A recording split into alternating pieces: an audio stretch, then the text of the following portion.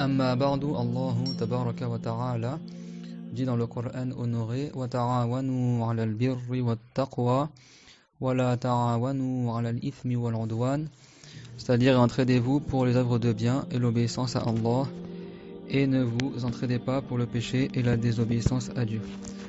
Donc on met l'intention, incha'Allah, d'appliquer cette ayah honorée, s'entraider pour le bien et la piété étant le fait d'accomplir les obligations et d'éviter les interdits. Et on fait cela par recherche l'agrément de Allah avec une bonne intention, car le prophète sallallahu alayhi wa sallam a dit dans le hadith rapporté par Ibn Hajar: Inna Allah la yaqbalu min al-amali illa ma kana khalisan lahu. Ça veut dire, certes Dieu n'accepte l'acte que s'il a été fait par recherche de son agrément. Certes Dieu n'accepte l'acte que s'il a été fait par recherche de son agrément. Il y a l'acte d'adoration, Dieu le récompense que si il a été accompli par recherche l'agrément de Allah. C'est-à-dire quand on a une bonne intention. Et la bonne intention, c'est pas forcément de dire lillahi ta'ala. Lillahi ta'ala en arabe, ça veut dire pour Dieu. Ça veut pas forcément dire que tu recherches la récompense.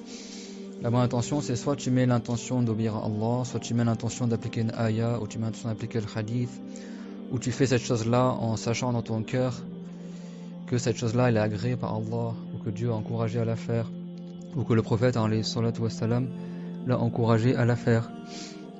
C'est ça qu'on appelle une bonne intention pour avoir des récompenses. Tout ça c'est suffisant pour avoir la récompense. Si quelqu'un met l'intention d'appliquer l'obligation, il veut répondre à l'ordre de Allah, également ça c'est une bonne intention. C'est pas le fait de dire lillahi ta'ala. Même si quelqu'un ne dit pas lillahi ta'ala, ça ne veut pas forcément dire qu'il n'a pas eu une bonne intention.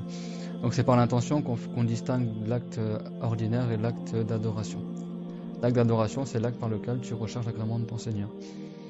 Et l'acte ordinaire, c'est tu manges une pomme, tu fais un truc par lequel tu ne recherches pas une intention d'avoir des récompenses ou tel que cela. Et ça la différence entre ce qu'on appelle al-ibada et al-rada. Al-rada ou al-ibada. Al-rada, c'est l'acte ordinaire. Alors là, ils disent habituel, mais quand on dit habituel, ça veut dire que tu as l'habitude de le faire.